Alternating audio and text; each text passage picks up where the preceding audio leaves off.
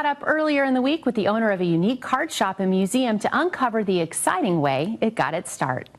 Today, we're thrilled to have Jimmy Mahan, founder of the Kentucky Roadshow Card Shop. Jimmy has created an international franchise with locations in Kentucky, Texas, New York, California, and Colombia.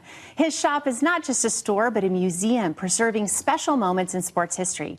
He's been featured on CNN, The Wall Street Journal, and Pawn Stars. We'll dive into his journey, impressive collection, and community efforts. Welcome to Best of the Bluegrass, Jimmy. Thank you so much. I am thrilled to be here, especially as a Kentucky boy to be here with you. This is the best. I'm so excited to have you here, too, because you really started off collecting. You have an impressive collection. What do you think it is about card collecting that really kind of surpasses demographics? So that's a great question. I feel like, because I started this when I was 8, and I am no different in my passion for this now at 47. But I would say there's always somebody with a hero. And I actually heard a great quote from a journalist. It wasn't about baseball or basketball that I think sums it up perfectly. And it was actually about Secretariat.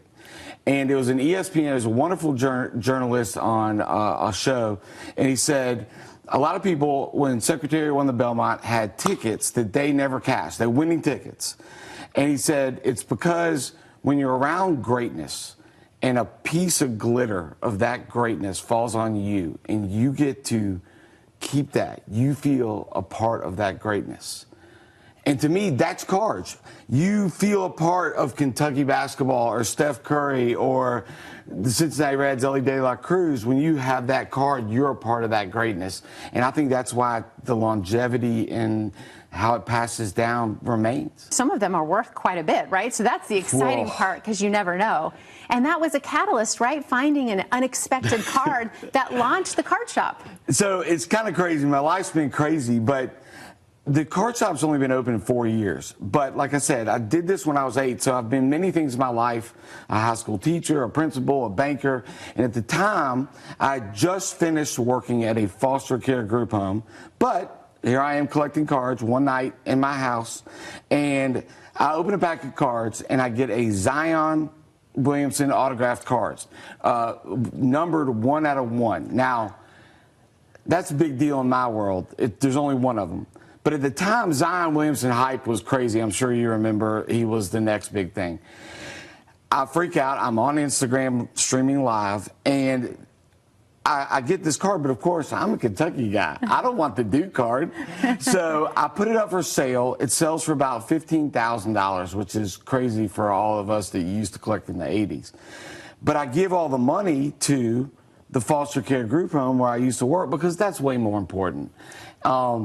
And somehow, somebody on CNN hears about that. I was not doing it for anything. I didn't have any shop, nothing. I didn't own anything other than a love for the foster care kids I had worked with. And CNN ran a spot on that. Then the Wall Street Journal saw that. Sports cards were coming up. They came to my house, which is now basically the museum at the shop, and they were like, oh, my Lord. And you've seen it. It's crazy. And then Forbes came. It got syndicated and went all over the country. I'm getting alerts from the Hartsfield Press in Connecticut saying that you're in the paper today. And I think when you collect your whole life, you always in the back of your head think, man, it'd be really fun to run a card shop one day. Well, at that moment, it was like, well, if you're ever going to do it, you're on CNN, Wall Street Journal, like, let's go try. And that's what led to the birth of the Roadshow franchise. Well, I've been to the museum and card shop. It was amazing. And I love talking about the glitter and just being a part of the moment. And you really do share that with every visitor that comes in. And you have kind of a unique way of doing that. I love doing it. We have it so half the card shop is cards for sale. Half of it is this museum where Pawn Stars filmed. But we actually went through each item and set up QR codes.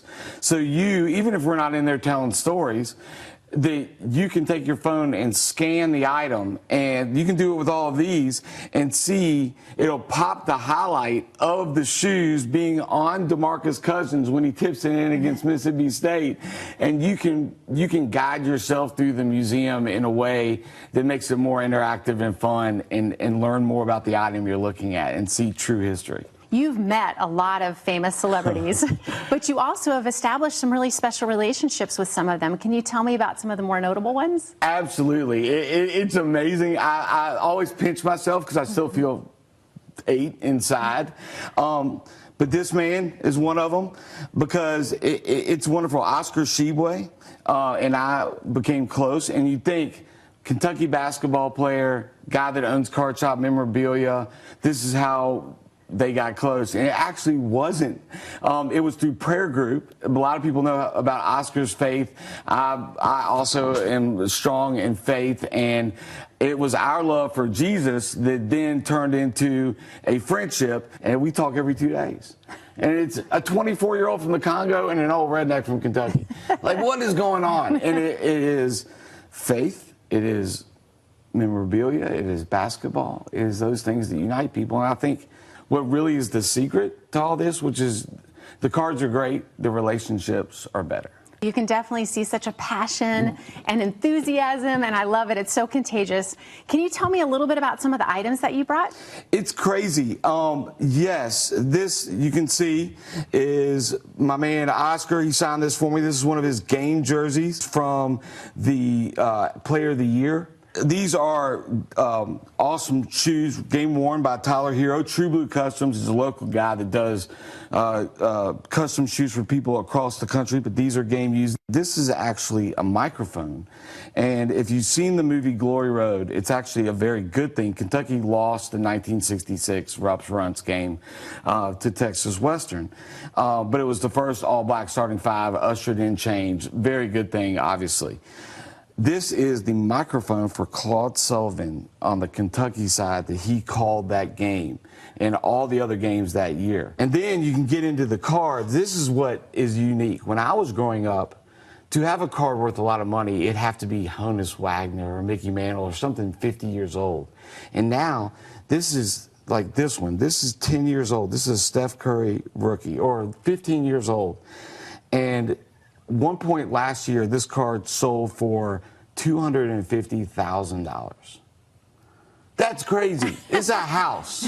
Wow. And I bought that. I got this card out of a $200 box of cards 15 years ago. And it goes up and down, just like stock markets. That's what cards do. But we're not used to that. And now it's very interesting, because it used to be baseball cards. Well, now it's basketball, soccer, and you think about these things. Who plays baseball? America and Japan, really, and kind of the Caribbean and Central America. Who plays basketball? Who plays soccer? The whole world.